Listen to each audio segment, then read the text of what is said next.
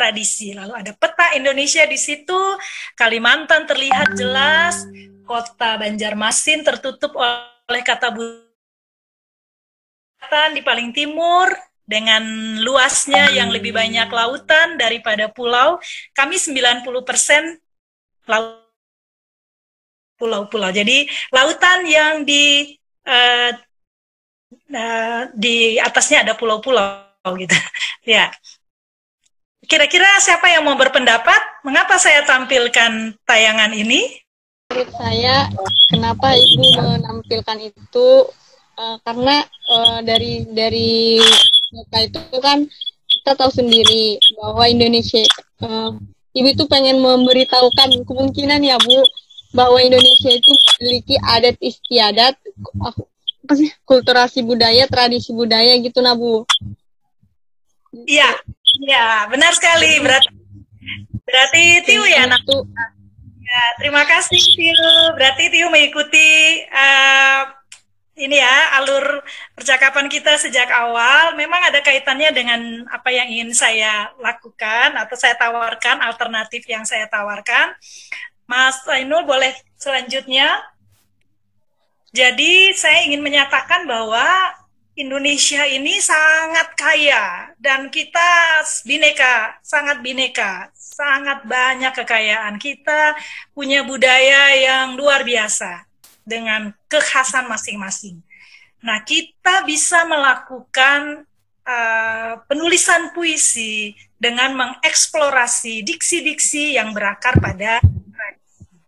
Dengan demikian, kita merepresentasikan atau memperkenalkan juga bagaimana kehidupan kita yang tadi dikatakan realitas-realitas pengalaman kita itu dengan ragam rasa dan nuansa yang tentu kalau dibaca dari sisi orang misalnya Indonesia Barat membaca karya-karya Indonesia Timur, mungkin terasa ada jarak estetiknya ya, ada sesuatu yang mungkin asing, tapi jika kemudian perlahan-lahan bisa lebih banyak lagi dilakukan hal-hal semacam itu, kita bisa melihat bahwa puisi memberi kemungkinan untuk selalu menghidupkan budaya kita, memeliharanya, mengembangkannya, dan melakukan transformasi dalam berbagai bentuk.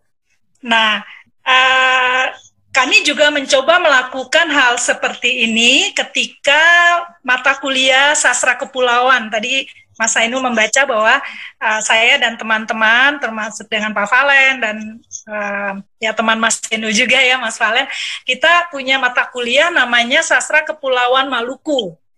Nah, kita survei ke desa-desa, pulau-pulau yang masih memiliki tradisi yang kuat. Nah, biasanya dari situ malamnya pada malam penutupan itu ada pentas seni. Kami mewajibkan mahasiswa suatu hasil mereka selama mereka berada selama 4-5 hari itu mereka menuangkannya dalam bentuk puisi atau mungkin teater singkat atau bahkan juga ada yang menciptakan semacam cerita-cerita gitu ya yang dikolaborasi dari cerita-cerita rakyat yang ada. Nah, ini ternyata lalu kita bertemu dengan diksi-diksi lokal yang menarik sekali untuk ditampilkan ya, dan bisa diketahui juga oleh penduduk Indonesia lainnya di belahan barat atau di belahan tengah ya. Nah, saya ingin loncat dulu Mas Ainul, maaf, saya ingin loncat dulu ke 3 slide setelah ini, ruang terbuka. Jadi Mas Ainul boleh tolong satu kali lagi, nanti ada yang judulnya ruang terbuka antara puisi tradisional dan puisi modern. Satu kali lagi Mas, maaf ya. Nah, kita melihat bahwa sebenarnya ruang terbuka pertemuan antara sesuatu yang menjadi tradisi masyarakat, lalu kita orang yang menyatakan diri sebagai orang-orang modern, ternyata juga tidak sepenuhnya bisa lepas dari hal-hal yang sudah mentradisi. Contohnya kekuatan mantra, itu ada pada perulangan. Bahkan juga pada diksi-diksi yang kadang-kadang kita bilang tidak ada artinya. Zimzalabu mazagada gitu ya. Kalau orang baca mantra kadang-kadang malah tidak mau tahu apa yang diucapkan itu. Sengaja dibuat tidak jelas. Nah, saya punya contoh di tayangan berikutnya, kekuatan mantra. Ya, ini salah satu puisi karya Sutarji Kausumbangsi. Mungkin teman-teman ada yang sudah pernah baca, yang berjudul Shanghai. Ya, ini sengaja dipisah nih jauh-jauh. Shanghai, gitu ya. Kalau mau dibaca agak sedikit ya gimana ya, orang pun bilang belagu gitu ya, Shanghai gitu ya, Shanghai ya. Oke. Nah, di sini kita lihat bagaimana penempatan diksi, urutan kata dan bisa menimbulkan daya sugesti yang sama dengan kekuatan mantra. Ping di atas pong, pong di atas ping, ping, ping bilang pong, pong, pong bilang ping, mau pong bilang ping, mau ping bilang pong, mau bilang ping. Nah, itu gaya saya membaca. Tapi mungkin kalau Mas Sutarji sendiri baca lain lagi ya, atau Mas Ainul mungkin mau membaca dengan gaya dangdut. Guling-guling kalau baca ini. Ya? Harus guling-guling harus. Guling-guling. Guling-guling di atas tanah. Ya. Maksudnya biasanya ada birnya. Ya. Atau kalau dibacanya dengan gaya irama dangdut juga boleh. Ping di atas pong di atas ping, ping, ping, bilang pong, bilang ping ya. Ya itu kan nanti sudah lain lagi ya gayanya. Nah ini kan sebenarnya kalau kita kembali pada tadi,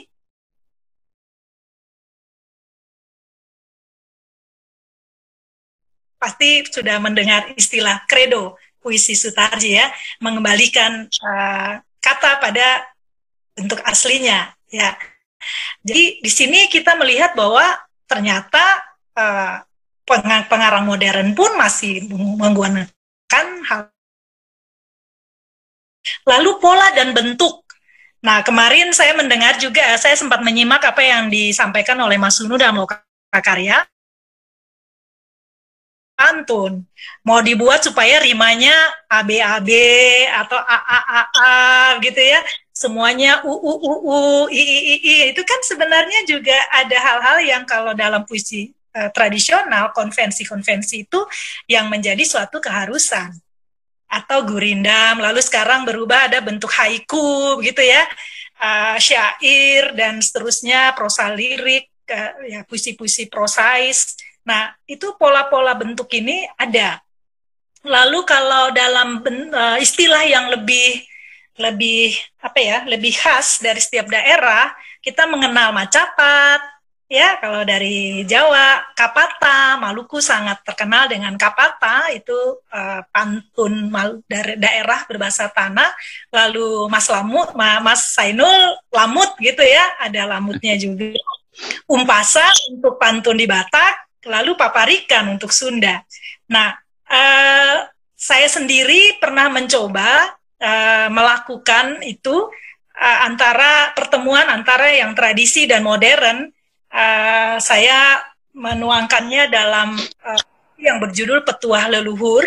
Jadi saya kutipan dari Carka, dari objek riset saya untuk disertasi, dan saya membuatnya menjadi mengembangkannya menjadi puisi. Mungkin bisa dilihat pada tayangan sesudah Shanghai tadi, ada tayangannya Petuah Leluhur.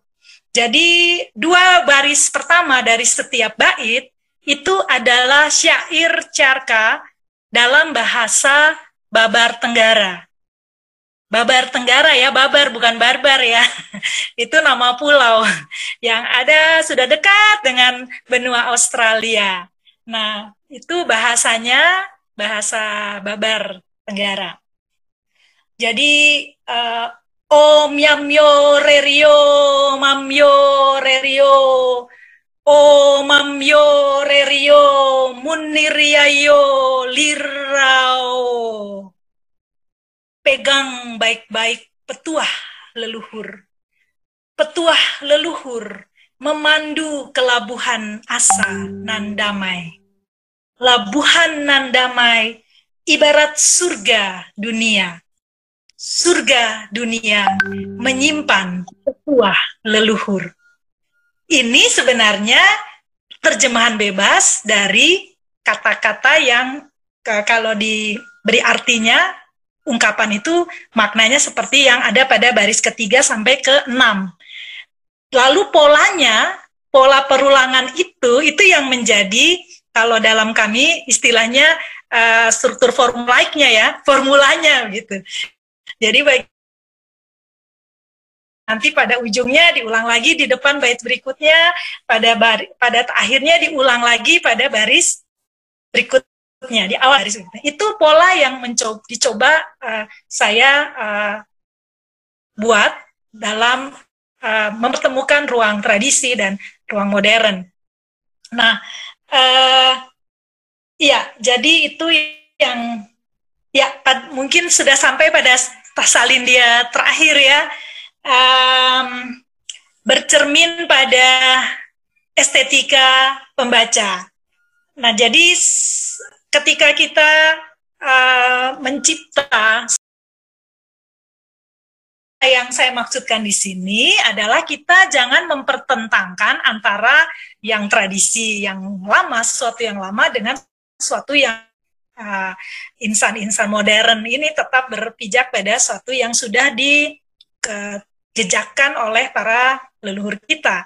Tapi sebaliknya, tugas kreatif ketika mencipta puisi sebenarnya kita bisa melakukan kemungkinan-kemungkinan yang secara bebas mengalir dalam wilayah kontemporer, dalam wilayah kekinian kita. Nah, sebaliknya, proses kreatif dalam seni modern juga tidak salah kalau beranjak dari tradisi. Saya yakin di Kalimantan Selatan banyak sekali tradisi yang juga masih mewarnai dan menjiwai masyarakat di Kalimantan Selatan, di Banjarmasin. Entah itu kemudian menjadi suatu yang hibrid atau mimikri, kita tidak bisa mengelak. Nah, ini yang karena saya menggunakan dua istilah ini, maka sebaiknya saya jelaskan sedikit. Jadi kalau mimikri ini kalau dalam teori kritis postkolonial ya, mimikri ini peniruan yang dikonstruksi. Jadi kita melakukan satu peniruan atau bahkan dikatakan perulangan dari suatu bentuk yang kita olah kembali, kita hadirkan kembali dengan gaya kita. Sementara hibridisasi itu mempertemukan dua atau lebih budaya dalam satu ruang kultural. Jadi mungkin setelah pertemuan ini, teman-teman kemudian tertarik dengan istilah tadi Usi dan Nyong, lalu mau mengawinkan dengan budaya Banjarmasin dan seterusnya. Tidak ada salahnya kalau dari hasil pertemuan ini terciptalah puisi-puisi yang membentang antara Ambon dan Banjarmasin. Ya, jadi bukan hanya antara Anyer dan Jakarta, tapi ada juga antara Ambon dan Banjarmasin. Ya, lewat Sulawesi tentunya. Baik. Nah, itu mengenai tawaran alternatif yang saya suguhkan. Ya, jadi kita memang punya bahan yang sangat luas, realitas memungkinkan kita melakukan begitu banyak, dari hal yang sederhana sampai hal yang rumit bisa menjadi bahan penciptaan kita, tapi kita juga bisa menengok ke tradisi yang ada untuk menuangkannya dalam kerja kreatif puisi-puisi modern. Nah, pada akhirnya puisi kita tentu dibaca. Nah, oleh karena itu bercermin pada estetika pembaca, kita tidak bisa mengelakkan bahwa pembaca tentu punya tafsir-tafsir tersendiri. Sastra sendiri sifatnya multi tafsir, bisa bermakna ganda, ya, poliinterpretabilitas